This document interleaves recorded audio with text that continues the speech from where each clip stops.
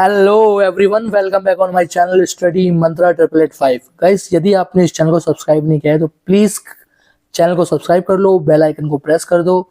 और आज हम MAG 07 की पोएम क्लास 2 देखेंगे और my country in the day of glory past. ठीक है, ये आपकी पोएम है हेनरी लुइस विवियन डेरिजियो की। इससे पहले हम इसकी फर्स्ट पोएम को हम कवर कर चुके हैं अपनी फर्स्ट क्लास में।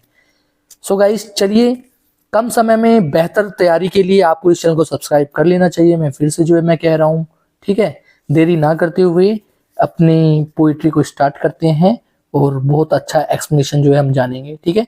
सो गाइस देखिए, आपकी पोएम है to India my native land. ठीक है, ये आपकी पोएम है एक्चुअल में। और इसका दूसरा नाम क्या है जो आपके सिलेबस में दिया हुआ है, my country in the day of glory past. तो नाम से ही जाहिर है भाई, माई कंट्री मेरे देश के बारे में बात हो रही है। इन द डे, ठीक है, ग्लोरी पास्ट, ठीक है ना। ग्लोरी पास्ट मतलब सुनहरा इतिहास, भारत का सुनहरा इतिहास, इसके बारे में बात हो रही है। ठीक है गाइस। गाइस ये एक है ना सोनेट है, ठीक है। और कुछ बेसिक बातों को जान लेना आवश्यक है इस पोएम को पढ़ने से पहले, ठीक है। तो देखिए यहां पर इंडिया की बात हो रही है, ठीक है। कब ब्रिटिश रूल का इंडिया था, ठीक है। तो इंडिया ऐसे था, कभी ग्लोरी पास्ट हुआ करता था इंडिया का, ठीक है।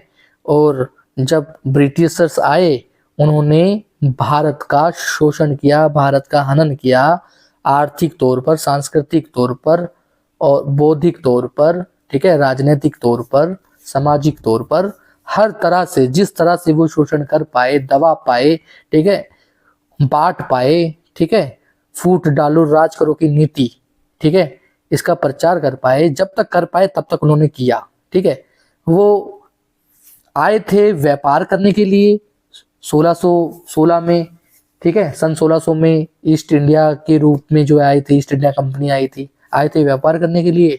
फिर व्यापार करते करते उनका विचार बदल गया और इंडियंस की मूर्खता को देखते हुए उन्होंने हम पर शासन करना स्टार्ट कर दिया। मूर्ख क्या, सीधे साधे लोग, ठीक है। इसलिए कहते हैं इंसान को ज्यादा सीधा भी नहीं होना चाहिए। तो गाइस चलिए, फालतू की बातें नहीं, काम की बातों पे ध्यान देते हैं। तो जो फर्स्ट लाइन से फोर्थ लाइन है ना, इसमें प्रॉब्लम के बारे में बताया गया है और कंपैरिजन विद भारत माता, ठीक है ना, भारत माता के साथ, देवी के साथ, किसी भी देवी के साथ, इंडियन गॉडेस के साथ, ठीक है, कंपेयर किया गया है, ठीक है। चलते हैं आगे। फिर उसके बाद यहां पे देखिए, उसके बाद यदि हम बात करते हैं 5th to 6th लाइन में क्या फिर से प्रॉब्लम की बात की गई है और कंपैरिजन किसके साथ किया गया है। कंपैरिजन यहाँ पे गॉडेस लिखा हुआ है, यहाँ पे कंपैरिजन किसके साथ किया गया, ईगल के साथ किया गया है। यहाँ पे ईगल आपको बना हुआ दिख रहा होगा, ठीक है। ईगल के साथ भारत का कंपैरिजन किया हुआ है, ठीक है। चलिए अब आगे चलते हैं और कुछ बातों को जानते हैं। उसके बाद 7 to 14th लाइंस में सॉल्यूशंस के ऊपर बात की गई है, ठीक है ना। समाधान क्या हो सकते हैं, इसके ऊपर बात की गई है, ठीक है गाइस। तो ये कुछ बातें थी जो हमने जानी, ठीक है। ये एक सोनेट है।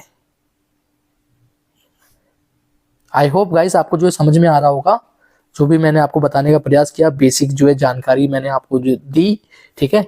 और हेनरी डेरिजियो के बारे में कौन नहीं जानता। Henry Derozio was one of the first Indian poets to write in English and played a significant role in the Bengal Renaissance.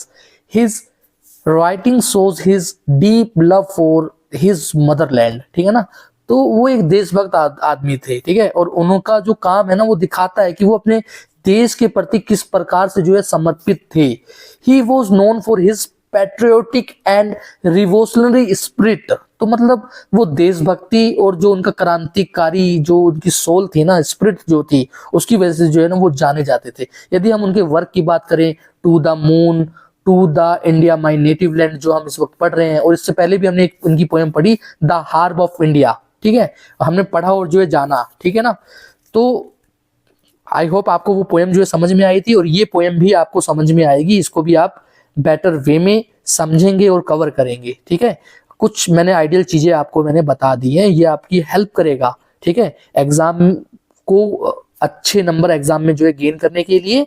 यदि आप टीजीटी इंग्लिश की तैयारी कर रहे हैं, पीजीटी इंग्लिश की तैयारी कर रहे हैं, हायर स्टडीज में जा रहे हैं, तब भी ये पोएम आपको जो है हेल्प करने वाली है, और आपको इसको जो है पढ़ना चाहिए, ठीक है, कवर करना चाहिए, ठीक है। और आपको हेनरी डेरिजियो के बारे में ना अच्छे से पता होना चाहिए, आपको गर्व करना चाहिए, आपको बताना चाहिए, ठीक है, ये किस प्रकार के जो है पोइट थे। हालांकि इनका नाम सुनने के बाद ऐसा फील होता है कि जैसे कि ये जो है इंग्लिश पोइट है, ठीक है ना, मतलब वेस्टर्न है, ठीक है, बट ऐसा नहीं है, ये इंडियन पोइट थे। बहुत अच्छी चीजें जो है इन्होंने लिखी, बहुत अच्छी चीजें जो है कवर करी। सो गाइस, चलिए पोएम पे जो है आ जाते हैं एक बार। पोएम कहाँ है हमारी, यहाँ ये रही पोएम हमारी। तो guys, to India my native land, Henry Louis Vivian Derozio, ठीक है। तो ये क्या है, he wrote a sonnet title to India my native land, ठीक है ना। सोनेट का जो है टाइटल होता है, सोनेट क्या होता है पता होगा आप लोगों को, ठीक है। Depicting his love and deep emotion for his fallen country, ठीक है। अब भाई हमारा कंट्री, हमारी कंट्री क्या कहते हैं, उसका प्राइड जो है कहीं खो चुका था ना, कंट्री हमारी दिन प्रतिदिन गिर रही थी उस समय पे, ठीक है। तो उसके प्रति ना वो अपने इमोशंस को जो है दिखा रहे हैं। In the poem Derozio personifies India and talked about its glory past, ठीक है ना। मतलब इंडिया का जो है क्या कर दिया, मानवीकरण कर दिया, ठीक है। इंडिया के साथ ये जो एक माता जी की फोटो लिखी है, जिसे आप लोग भारत माता कहते हो, हम भी कहते हैं भारत माता की जय, ठीक है। एक बार आप मेरे साथ बोल दीजिए, भारत माता की जय, ठीक है।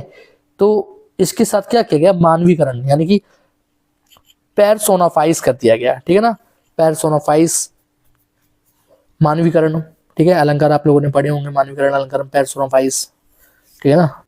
तो ये जो 4 लाइनें जो है दी हुई हैं, ये इन 4 लाइनों में किसी देवी के साथ जो है देश की तुलना की गई है। देवी आप जो है जानते ही हैं।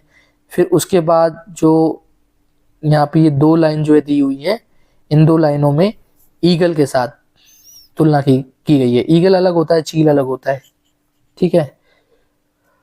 और उसके बाद जो यहाँ से जो लाइन दी गई है, 7वीं लाइन से लेके 14वीं लाइन तक सोल्यूशन के ऊपर जो है बात की गई है, ठीक है guys.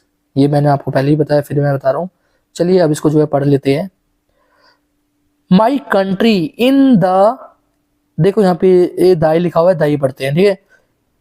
My country in the day of glory past, मेरे देश कभी ऐसे भी दिन थे जब तुम्हारा अतीत बहुत गौरवशाली था। A beauteous halo circled round the brow, तुम्हारे सिर के पीछे एक आभा का गोला, चमकदार गोला जो है हुआ करता था, ठीक है। यहाँ पे देखो हालो है ना, हालो, हालो क्या होता है, एक प्रकार से ओरा, जैसे कि माता है, इनकी माता के पीछे से ऐसे करके लाइट जो है ऐसे निकल रही हो, ठीक है, येलो कलर की, वही होता है आभा, शोभा, ठीक है ना। हालो, हारो सर्कल्ड, ठीक है ना, जैसे कि ऐसे इन माता जी के पीछे से गोल गोल सा जो है बना हुआ है, वहां से जो है लाइट निकल रही है, ठीक है ना। My country in the day of glory past, ठीक है, हे मेरी प्यारे देश, कभी ऐसे भी दिन थे जब तुम्हारा बहुत गौरवशाली जो है पास्ट था, ठीक है। A beauteous halo circle round the brow, ठीक है, तुम्हारे सिर के पीछे एक आभा का गोला, आभा का चमकदार गोला जो है बनता था, ठीक है। And worshipped as a deity thou wast, ठीक है, और किसी देवी की तरह तुम्हारी पूजा की जाती थी। कहां गई तुम्हारी, देखो यहाँ पे वेयर इज द ग्लोरी, कहां गई तुम्हारी, वेयर द रिवेंस नाउ, कहां गई तुम्हारी श्रद्धा, इसका मतलब श्रद्धा। फिर यहां से ईगल्स कंपेयर कर दिया, the eagle pinion is chained down at last, तुम एक ईगल की तरह हो जिसे चेन में बांधकर रख दिया, ठीक है। आगे पढ़ लेते हैं यहां से।